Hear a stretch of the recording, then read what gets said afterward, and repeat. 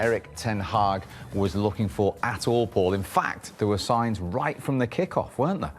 Yeah, it was a shocking start, and you have to say for the full half of football, it's been a little bit shambolic, really. You see a long punt up here, and I mentioned Darlow before the game. He's so relaxed and casual on the ball that it's just not good enough. Look, it'd be difficult to score from there, put it that way. But the signs were there right from the very first seconds that this was going to be bad. McTominay here running with the ball, ridiculous on a day like this, a hot day like this as well. And the real quality in the middle of the pitch has been poor, really. It's you would think he'd be changing that at half time, but you have to give credit to Danny Welbeck, his movement in behind Maguire and Martinez. He's just onside there. But Maguire's an experienced centre half, and he's probably the slowest player on the pitch. He's trying to play a high line. He can't do that. He's got to drop 5 yards just to protect himself more than anything.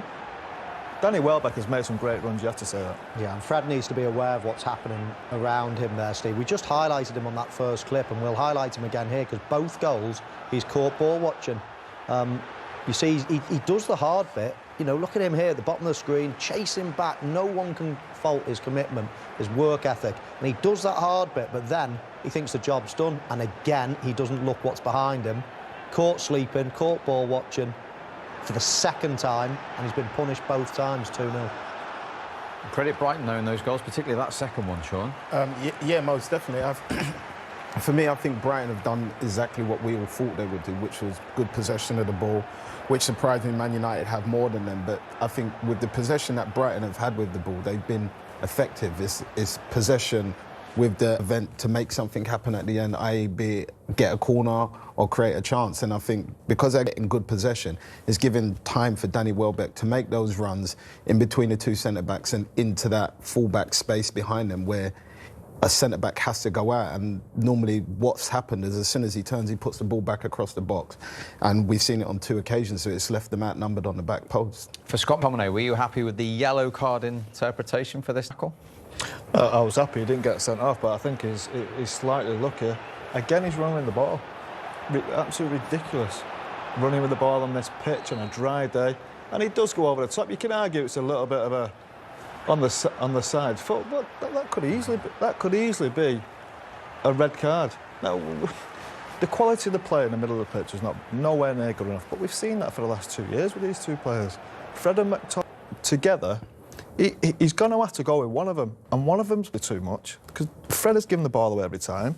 McTominay's running with the ball, constantly running with the ball, trying to dribble, gives the ball away. Pass the ball to your best players. It's not that difficult, Steve. Eriksen, Fernandes, great creative players. Rashford, Sancho run through. Really good players.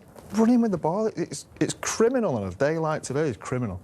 Talking to Eriksen and Fernandes, what have you made of the way they've set up in front of them? Well, that was the big question, Steve, before the game, is who's going to play highest. Erik ten Hag said that he was going to play Eriksen higher up, but we've seen a lot of the time this situation, Eriksen dropping in and Bruno Fernandes running into the space he's leaving. It's a real nice movement they've got between them going, but it's never been picked out. Scholes'S said, the passing towards the front players has been non-existent. They're more interested in running with the ball, but you see it here. There's lots of occasions where Bruno Fernandes is actually using that pocket that Eriksen's running into to then fill the void. And again here, so he was getting a little bit frustrated towards the end. Not once was he found.